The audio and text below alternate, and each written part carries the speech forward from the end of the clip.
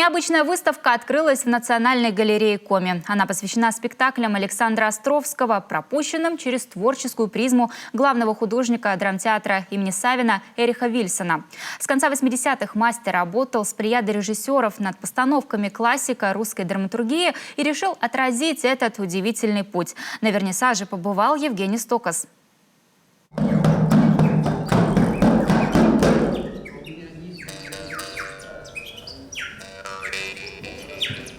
Ужасный смысл таится в этом слове.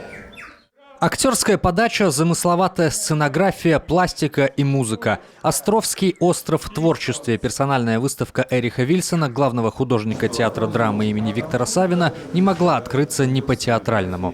Гости путешествуют по спектаклям драматурга, над которыми работал мастер. В первом зале две хитовые «Снегурочки», лайф для подростков и на коми-языке для взрослых. «Женитьба Бальзаминова» представлена как бы в антракте между залами, минималистично, одним эскизом. Во втором зале «Правда хорошо, а счастье лучше», в том числе и версия на коме. Здесь же лес, поставленный в Воркуте, и бесприданница. Пространство максимально открыто для изучения, и это подчеркивает стиль самого драматурга. Чем больше ты с ним общаешься, тем лучше ты познаешь и тот мир, и сегодняшний. Я с удовольствием работаю с этим автором. А потом мне еще повезло, что у меня очень много разных режиссеров. И каждый режиссер, он прочитывает по-своему Островского. Была задача не заставить пространство, понимаете, а хотелось, чтобы было много воздуха.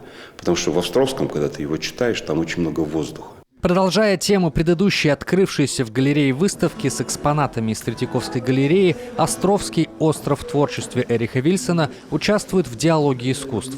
Совмещая разные формы подачи, выставка дает почувствовать творчество как драматурга, так и художника. Синтез искусств, как считают в галерее, создает новое художественное явление, дополняющее сами экспонаты. В юбилейный для республики год мы стараемся представить самые разные стороны искусства, изобразительного искусства. И помимо биеннале Третьяковской галереи мы показываем вот такие синтетические проекты, когда вместе с изобразительным искусством очень тесно спаян театр, режиссура, сценография и так далее. Попасть на уникальный остров Островского можно будет до 28 ноября. Но, как напоминают хранители искусства, из-за антиковидных правил приобщиться к прекрасному получится только со свежим QR-кодом. Евгений Стокос, Олег Юшков, Юрген Сыктывкар.